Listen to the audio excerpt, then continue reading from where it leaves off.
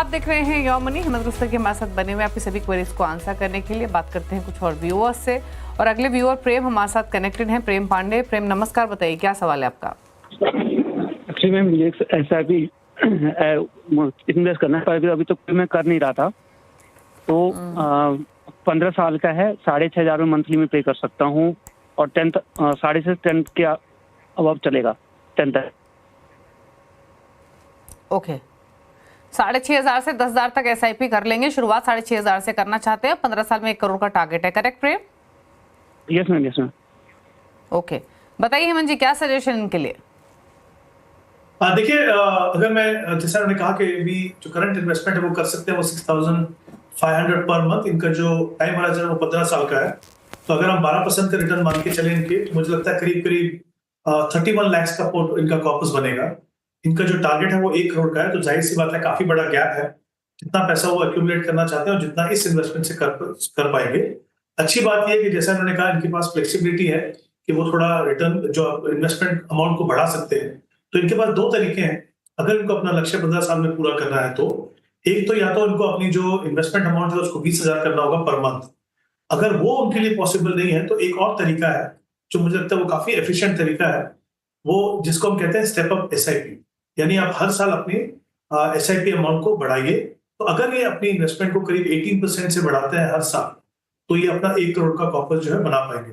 अब क्योंकि समय इनके पास लंबा है, 15 साल, मैंने यहाँ पे 12% का रिटर्न मान के चला हूँ, उम्मीद कर सकते हैं कि उससे बेहतर रिटर्न इनको मिलेगा। तो इनफैक्ट वो थोड़ा सा जो वापस है शायद बड़ा भी हो जाए, लेकिन 1 करोड़ तक पहुंचने के लिए डेफिनेटली 6,500 की रकम जो है पूरी नहीं है, को अपने लिए अपने इन्वेस्टमेंट को बढ़ानी होगी। और मैंने 2 तरीके बताए हैं किस तरीके से वो अपने लक्ष्य तक पहुंच पाएंगे। ओके, तो चलिए आपको बताया गया है क्या स्ट्रैटेजी आपको अपनानी है। लक्ष्य को हासिल करने के लिए तो SIP आपको ज्यादा करनी पड़ेगी, बट एटलीस्ट शुरुआत कीजिए, धीरे धीरे बढ़ाइए। ये भी आप कर सकते हैं। बात करते हैं संतोष गुप्ता से, छत्तीसगढ़ से हमारे साथ कनेक्टेड हैं। संतोष जी नमस्कार, बताइए सवाल। मैम मैंने अपने पोर्टफोलियो डाली हुई है जी। मैम उसमें मैं ये अपने फंड रिव्यू कराना चाहता हूँ कि फंड सही है, सिलेक्शन सही है या उसमें कुछ चेंजेस करवाने हैं। अच्छा, आपने 2 पोर्टफोलियो भेजे हमें, एक आपका एक आपकी वाइफ का, करेक्ट? जी जी मैम।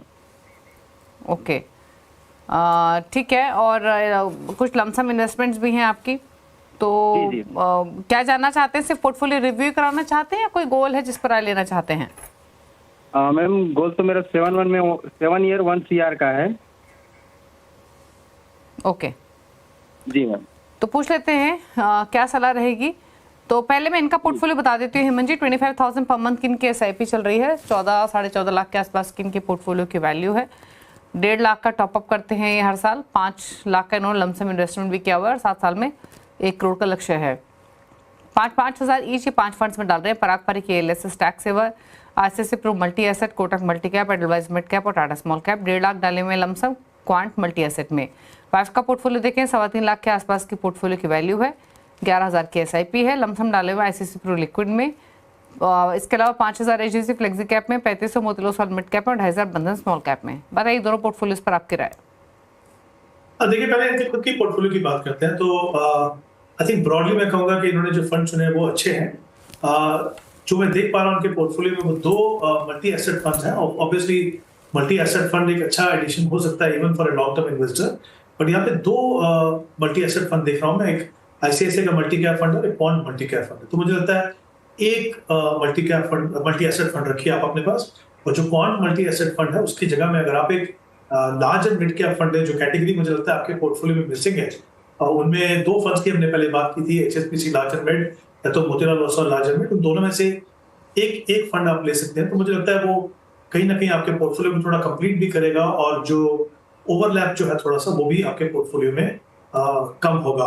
इन्होंने कहा कि 5 लाख रुपए एडिशनल इन्वेस्ट करना चाहते हैं, तो जाहिर सी बात है कि एडिशनल जो आपके जो अभी जो एग्जिस्टिंग फंड्स हैं उनमें, जैसा मैंने कहा आपको कि फंड्स आपके अच्छे हैं तो उन्हीं में आप इन्वेस्ट कर सकते हो। तो एक हमने जैसे ICICI मल्टी एसेट फंड है, वहां पे आप 1.5 लाख रुपए इन्वेस्ट कीजिए।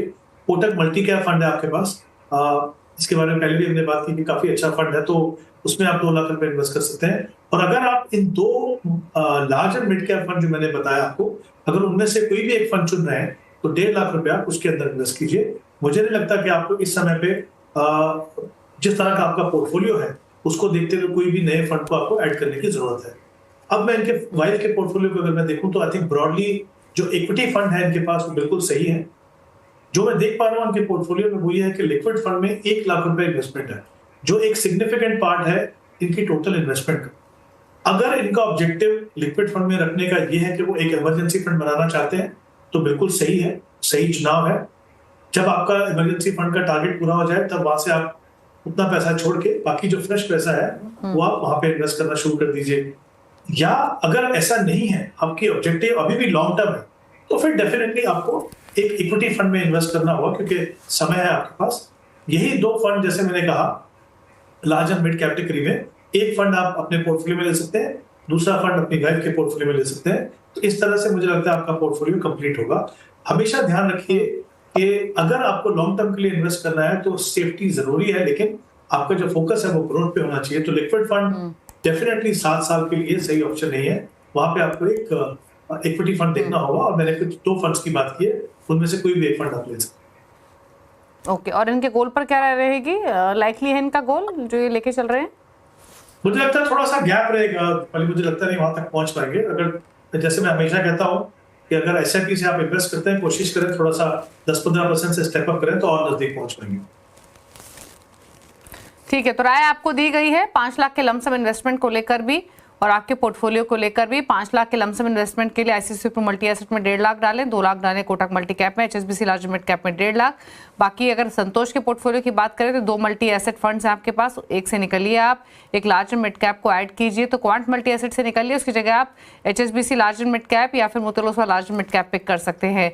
वाइफ के पोर्टफोलियो को देखें तो फंड सिलेक्शन सही है, इन्वेस्टेड रहिए। लार्ज मिड कैप एक कैटेगरी ऐड कर सकती है, 2 नेम्स ऑलरेडी आपको सजेस्ट किए गए हैं जिसमें एचएसबीसी लार्ज मिड कैप और साथ ही Motilal Oswal large mid cap है। चलिए, सवाल तो इतने लेंगे लेकिन अब पूछ लेते हैं हेमंत जी के टॉप 4 फंड्स। हेमंत जी बताइए आपकी टॉप पिक्स कौन सी हैं?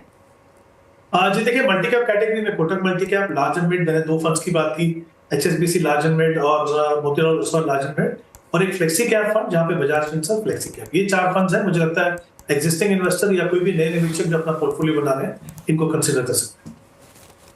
तो ये रहे आपके स्क्रीन पर हेमंत जी की टॉप चॉइसेस, अलग अलग फंड हाउसेज और कैटेगरीज में diversification, Kotak multi cap, HSBC large mid cap, Motilal Oswal large mid cap, Bajaj Finserv flexi cap. तो ये 4 पिक्स है हेमंत जी की एक कंप्लीट पोर्टफोलियो के पर्सपेक्टिव से।